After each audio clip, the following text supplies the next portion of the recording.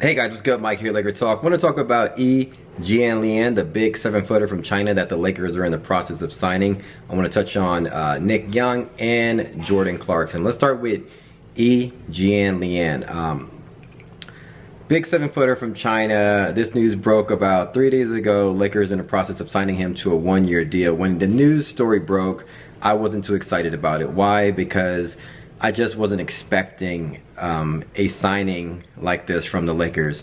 I wasn't expecting a big 7-footer, you know, a serviceable big like this. But after, you know, sitting on it for a few days and watching some analysts discuss it, it's not that bad of a pickup. It's because first off, it doesn't matter. The Lakers have a full roster and there's not that many free agents on the market per se, and we have to use up our cap space based on the CBA, you know, collective bargaining agreement rules. You'll get taxed if you don't use up all your cap space and whatnot. And when you look at our centers, Mozgov and Zubac, you know, you need some depth there, because if one of those go down with injury, now you got only one, you know, 7-footer. And you're kind of weak in the depth chart there. But so about this guy, Yi Jianlian, when the news first broke, I was kind of like, why are we, you know, this doesn't even matter to me, because he's just a serviceable guy. He spent 5 years in the NBA. He was on 3 different teams. When he did play, he was injury prone. He didn't really impact the game too much offensively or defensively. He was kind of soft in a sense.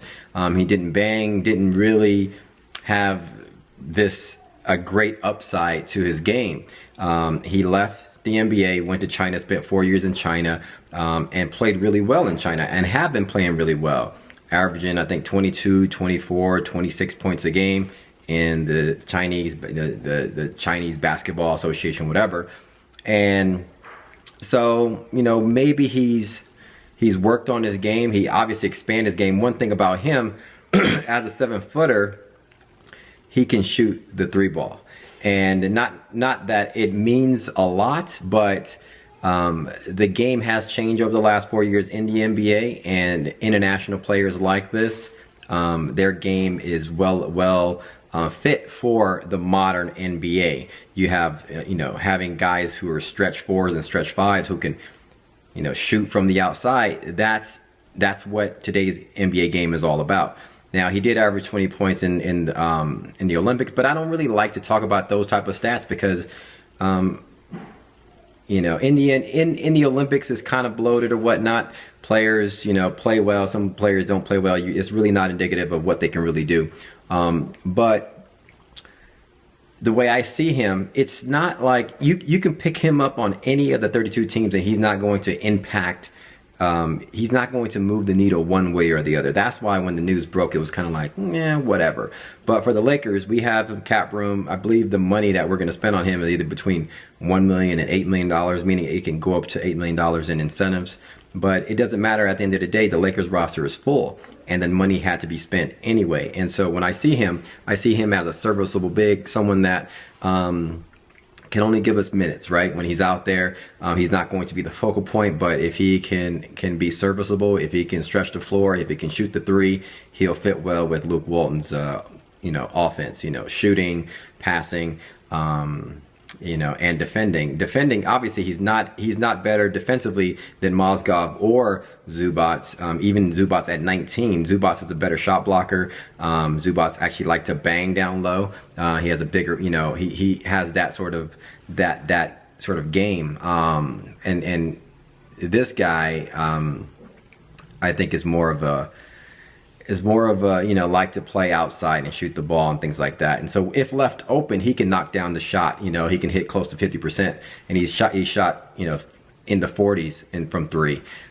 So it is what it is, right? It's a good pickup. At the end of the day, like I said, when the news broke, the reason why I was kind of like whatever about this is because I was more interested in Nick Young and what are we going to do with Nick Young. And so thinking about Nick Young, I think myself, and every Laker fan is kind of waiting. What are we going to do? Are we going to stretch Nick Young? Are we going to trade for him? Are we going to get?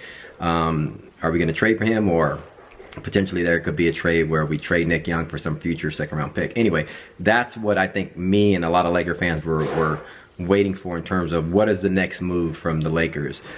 So this move came from, you know, from acquiring this big center. It's not finalized yet, but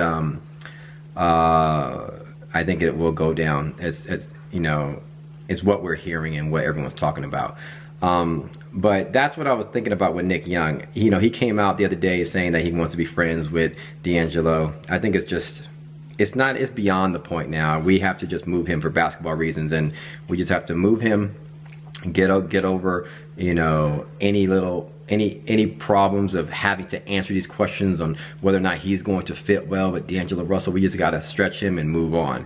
So I think that will happen. Speaking of Jordan, now moving on to Jordan Clarkson, I just saw another clip today of Jordan Clarkson shooting jump shots, like from long range, like almost at half court. Like he's basically showing videos of him shooting, knocking down threes from like 32 feet, you know, something like that. Like he's really expanded his game, and it's impressive to see videos like this, although this is practice. But it just goes to show you the improvements that he's making. We always talked over the last couple of years, right? Jordan Clarkson, if he improves his jump shot, he'll really fit well with our team, and he'll really be valuable for our team. And what is he doing in the offseason? Is improving his game, shooting jump shots. And I think a lot of us, I know myself, that's what I want to see from. I want to see a video like this with Julius Randle, just knocking down. Give me a 2-minute video of Julius Randle just knocking down jumpers, right? We know that he can dunk. We know that he has a good first step. We know that he can finish at the rim. We know that he can rebound. We know that he's quick. You know that he has good size, and he can bang with guys. But give me some footage of Julius Randle shooting jump shots, and I would be excited about that. I don't know. That's my thoughts, but that's pretty much what's going on in Lakerland. That's what I've been thinking about over the last few days. More stuff come out, I'll put out more videos. Hit me up in the comments below. Let me know your thoughts on the things that I touched on, and hit me up in the comments below. Thanks for watching, thanks for subscribing, and thanks for liking the videos. And as always, follow me on Twitter at MikeSportsLA. Talk soon. Peace.